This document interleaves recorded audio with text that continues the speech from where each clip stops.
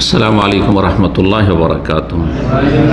বিসমিল্লাহির রহমানির রহিম। আলহামদুলিল্লাহ ওয়াসসালাতু ওয়াসসালামু আলা রাসূলিল্লাহ ওয়া আলা আলিহি ওয়া সাহবিহি আজমাইন। বাদ, আজ 5ই রবিউল আউয়াল 1444 হিজরি মোতাবেক 1 অক্টোবর 2022। আর মাত্র কয়েকদিন পরেই চলে আসবে 12 রবিউল আউয়াল। এই 12 রবিউল আউয়ালে বিশেষ করে ভারত উপমহাদেশের লোকেরা আর অন্য অন্য এমন এলাকার মুসলিমরা যারা তৌহিদ সুন্নত বুঝে না, শিরক বিদআত বুঝে না, তারা একটি বড় বিদআত করে থাকে। সেই বিদআতের নাম হচ্ছে মিলাদুন্নবীর বিদআত, আর সেটাকে আরও চমৎকার করে বলা হয় ঈদে মিলাদুন্নবী, মিলাদুন্নবীর ঈদ। তাদের কাছে যেন ঈদ বছরে 3টি হয়ে গেছে। ঈদুল ফিতর, ঈদুল আজহা সেটা তো ছিল, খুব পুরাতন হয়ে গেছে সেগুলি তাদের কাছে। নতুন একটি ঈদ, তার নাম হচ্ছে ঈদে মিলাদুন্নবী। অথচ ইসলামের ঈদ হচ্ছে মাত্র 2টি। নবী সাল্লাল্লাহু আলাইহি ওয়াসাল্লাম বলেছেন।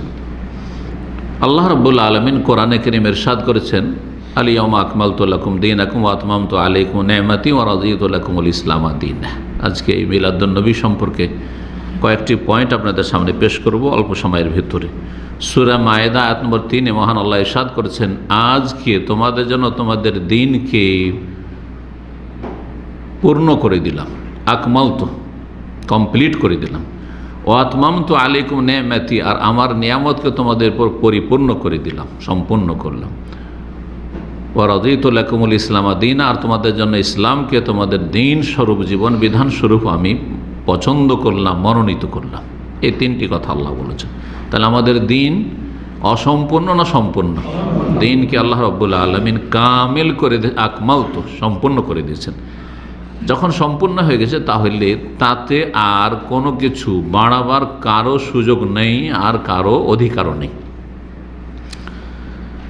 এই জন্য যারা কোরআন সুন্নাহর উলামায়ে কিরাম, আইম্মায়ে কিরাম, তারা প্রাচীন যুগ থেকে আজ পর্যন্ত প্রতিটি যুগে জাতিকে সতর্ক করেছেন যে নবী সাল্লাল্লাহু আলাইহি সাল্লামের জন্মবার্ষিকী পালন করা।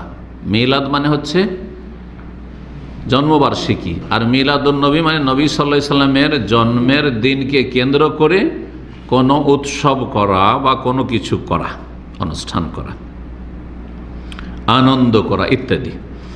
এটি যে বিদআত, আর এটি যে নব আবিষ্কৃত। আর বিদআত মানে হচ্ছে গুমরাহি, দলালা, আর দলালা গুমরাহি মানে জান্নাতের রাস্তা হারিয়ে ফেলা, আর জান্নাতের রাস্তা হারিয়ে ফেলা মানে জাহান্নামে যাওয়া।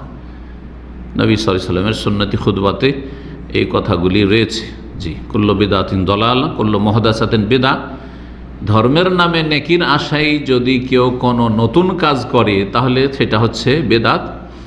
আর প্রত্যেক বিদআত হচ্ছে দলালা, রাস্তা হারিয়ে ফেলা। দলালাতুন মানে গুমরাহি, গুম মানে হারানো, আর রাহ মানে রাস্তা, এটা ফার্সি শব্দ। রাস্তা হারিয়ে ফেলা। আর কুল্লু দলালাতিন ফিন্নার, প্রত্যেক গুমরাহির পরিণাম হচ্ছে জাহান্নাম।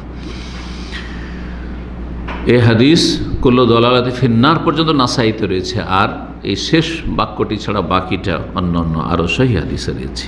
জি, সবগুলি সহিহ হাদিস। রাসূলুল্লাহ সাল্লাল্লাহু আলাইহি ওয়াসাল্লাম 23 বছর নবুয়তের জীবন কাটিয়েছেন।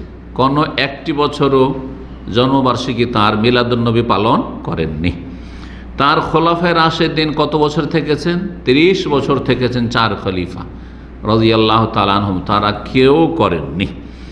4 ইমামের কেউ, আবু হানিফা, শাফি, মালিক, আহমদ, তারা কেউ করেননি।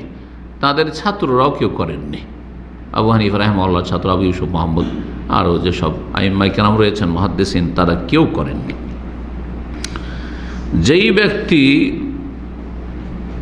এই জন্মবার্ষিকী নবী সাল্লাল্লাহু আলাইহি ওয়াসাল্লাম পালন করলো, অথচ নবী সাল্লাল্লাহু আলাইহি ওয়াসাল্লাম করলেন না, খোলাফায়ে রাশেদিন করলেন না, কোনো সাহাবী করলেন না, 4 ইমাম করলেন না, ইসলামের কোনো অস্তিত্ব নেই, তারা যেন এই কথা মনে করে যে নবী সাল্লাল্লাহু আলাইহি ওয়াসাল্লাম পুরোপুরি দিন আমাদের সামনে পৌঁছে দিয়ে যাননি, অসম্পূর্ণ রেখে দিয়ে গেছেন, আমরা এর মাধ্যমে সম্পন্ন করছি।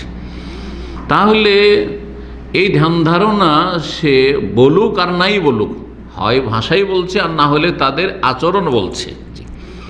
তাহলে যেন এই আয়াতকে অস্বীকার করছে, আল ইয়াউমা আকমালতু লাকুম দীনাকুম, দিনকে কমপ্লিট করেছি।